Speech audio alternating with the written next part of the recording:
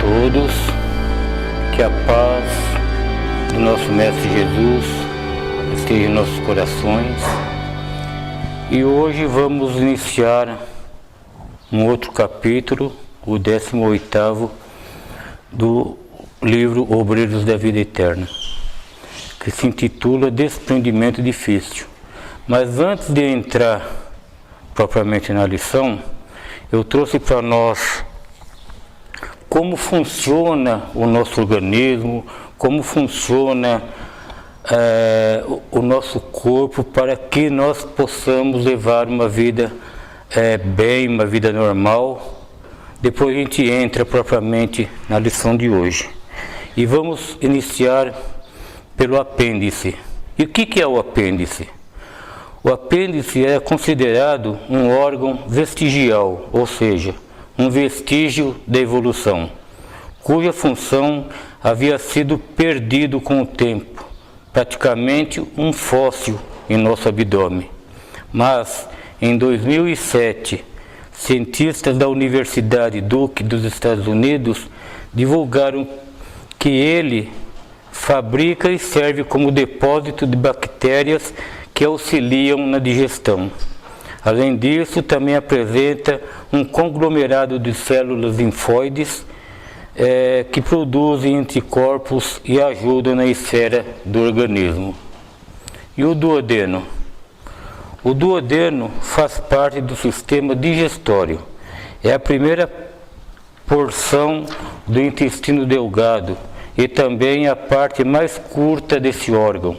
Seu nome é derivado do latim e se deve ao fato de o órgão ter comprimento de cerca de 25 a 30 centímetros. O peritônio é a maior membrana do corpo. Ele reveste o interior do abdômen e nossa barriga, abrangendo e protegendo todos os órgãos nele contidos, intestino, fígado, estômago, ovário e entre outros. Na anatomia humana, o intestino é o segmento do canal alimentar que se estende a partir do esfíncter do piloro, do estômago ao ânus.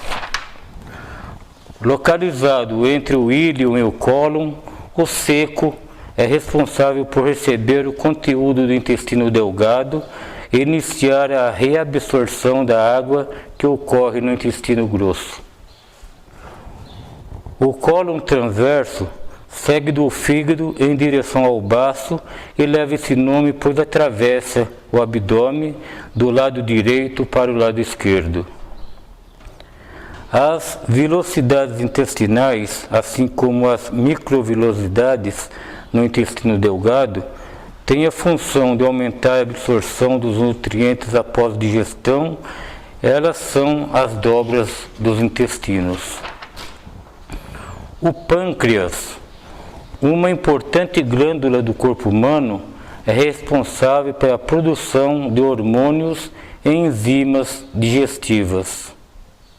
O estômago é um órgão oco do tubo digestivo, situado abaixo do diafragma entre o esôfago e o duodeno, onde os alimentos são depositados, pré-digeridos e esterilizados antes de ser enviado ao intestino.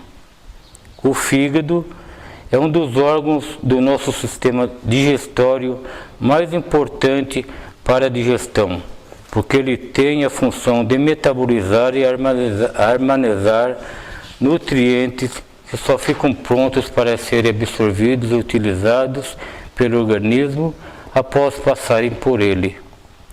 O sistema nervoso é uma parte vital e incrivelmente complexa para o correto funcionamento do corpo humano. O abdômen funciona para abrigar o sistema digestório e fornece músculos essenciais para postura, equilíbrio e respiração. O sistema autônomo é a parte do sistema nervoso que está relacionado ao controle da vida vegetativa, ou seja, controla funções como respiração, circulação do sangue, controle da temperatura e digestão. Então,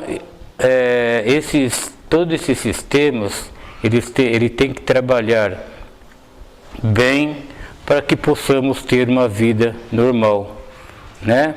E agora, sim, vamos entrar propriamente na lição de hoje. E André Luiz fala que vamos entrar na lição de hoje. André Luiz começa dizendo: agora tínhamos sobre os olhos o caso Cavalcante em processo final. O nosso irmão Cavalcante permanecia agarrado ao corpo pela vigorosa vontade de prosseguir encarnado.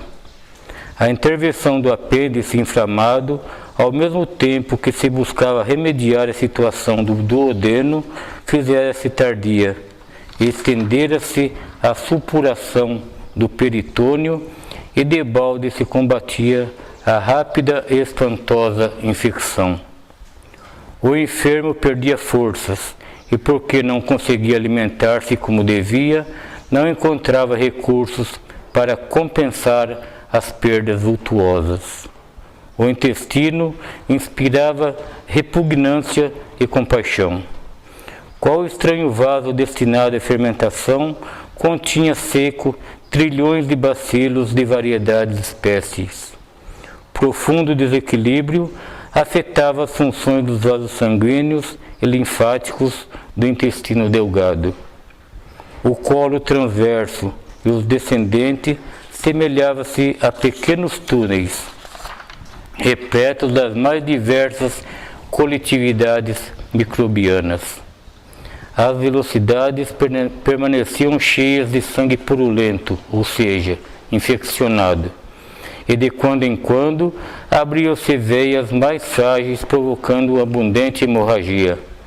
Em todo o aparelho intestinal verifica-se o gradual desaparecimento do tônus das fibras. O pâncreas não mais tolerava qualquer trabalho na desintegração dos alimentos. O estômago deixava perceber avançada incapacidade.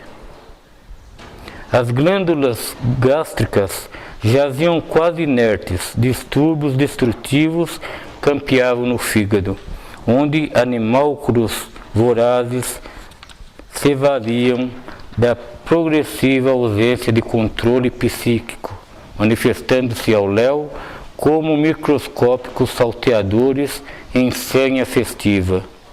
O doente, por fim, já não suportava nenhuma alimentação. O estômago expulsava até a própria água simples, deixando-o exausto em vista do tremendo esforço despendido nos reiterados acessos de vômito. O sistema nervoso central e o abdominal, bem como os sistemas autônomos, acusavam desarmonia crescente. André Luiz continua, que reconhece, entretanto, ali, naquele agonizante que teimava em viver de qualquer modo no corpo físico, o gigantesco poder da mente, que, em admirável decreto da vontade, estabelecia todo o domínio possível dos órgãos e centrais, e centros vitais em decadência franca. Decorridos mais de 4 dias em que atentávamos para o moribundo, cuidadosamente Jerônimo deliberou que fossem desatados os laços que o retiam na esfera grosseira. Meus irmãos, essa é a condição do nosso irmão Cavalcante. André Luiz nos trouxe com detalhes tudo o que estava acontecendo com ele, para nos mostrar como a vontade de permanecer no corpo era tanta que ele suportava todas essas dores, suportava tudo. Ele não estava conseguindo se alimentar mais, cada vez mais fraco, nem água ele estava conseguindo tomar mais. Sentindo uma dor insuportável, né? Mesmo assim, sua vontade de permanecer vivo na carne era tanto que ele estava prolongando o seu sofrimento.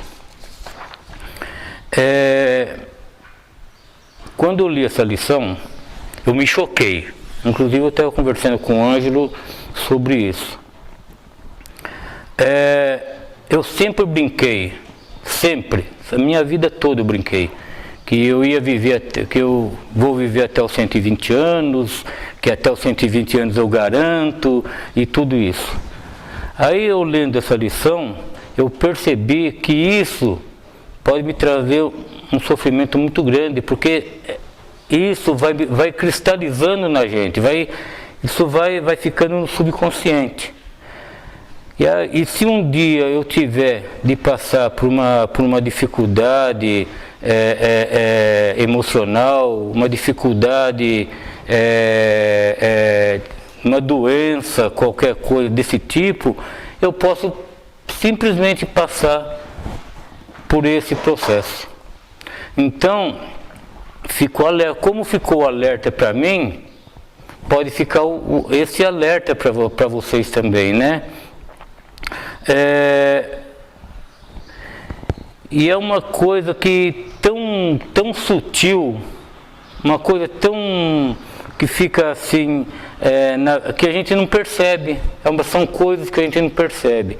Ao longo desses capítulos, André Luiz está nos trazendo, cada capítulo, um aprendizado diferente, para que nós situamos perante a vida da melhor maneira possível. O que eu posso, o que eu não posso, o que eu devo, o que eu não devo, como proceder, como eu não devo proceder. Então, André Luiz, no seu maior esforço, na maior dedicação, no seu amor por nós, né? Ele está trazendo todas essas notícias, né? E que nós possamos nos preparar a cada momento. Algum tempo atrás, a palavra morte era um tabu. Hoje a gente já se fala com mais naturalidade essa palavra. E é assim que deve acontecer. É isso que tem que acontecer. André Luiz está nos passando ao longo desses capítulos justamente isso, para que nós acabamos de vez com esse tabu da morte, dessa coisa que foi colocada na nossa vida como se fosse uma coisa muito feia, horrível. Não, não é. É uma coisa natural na nossa vida e que vai acontecer. Nós vamos sair desse corpo e vamos continuar a nossa vida, né? Eu vou ser o mesmo Nelson que eu sou aqui hoje, você lá do outro lado, né? Então eu tenho consciência disso hoje, mas graças a esse estudo, graças a esses livros, graças ao esforço de André Luiz, né? De trazer todas essas informações. Quando eu li a primeira vez, me chocou. Falei, nossa, é muito detalhe, né? Muita coisa, muito sofrimento. Mas depois eu entendi o porquê. É para justamente nós sentirmos como é o processo do apego, o processo da gente estar apegado a uma ideia e não desatar esse nó. E se a gente não consegue desatar esse nó agora, a gente vai sofrer depois. Aí eu trouxe uma pequena lembretinho para nós. O espírito preso às paixões inferiores sofre sim com a morte do corpo físico, que lhe parece perda irreparável, uma dolorosa tragédia. Daí a preocupação e o temor demonstrado no instante da morte, né? Então que nós tenhamos na vida essa ideia, né? Que não é tão feia assim, que é uma coisa tão natural na nossa vida, que hoje a gente está aqui encarnado todos juntos, mas amanhã estaremos todos nós no plano espiritual, tentando da mesma forma o nosso aprendizado, a nossa evolução, a nossa vontade de aprender sempre. Que Jesus nos abençoe, que Jesus nos ampare na nossa vida e que tenhamos a certeza de que estamos tentando aprender e colocar em prática todos esses ensinamentos. E dessa forma que eu agradeço mais uma vez a André Luiz, agradeço mais uma vez essa casa espírita que nos acolhe, que tem, que nós temos o privilégio de estarmos aqui aprendendo, quebrando os tabus, tentando de uma forma ou de outra aprender, né? E às vezes é dessa maneira que a gente aprende, colocando a gente frente a frente com a situação. E assim a gente vai aprendendo cada vez mais. Que assim seja.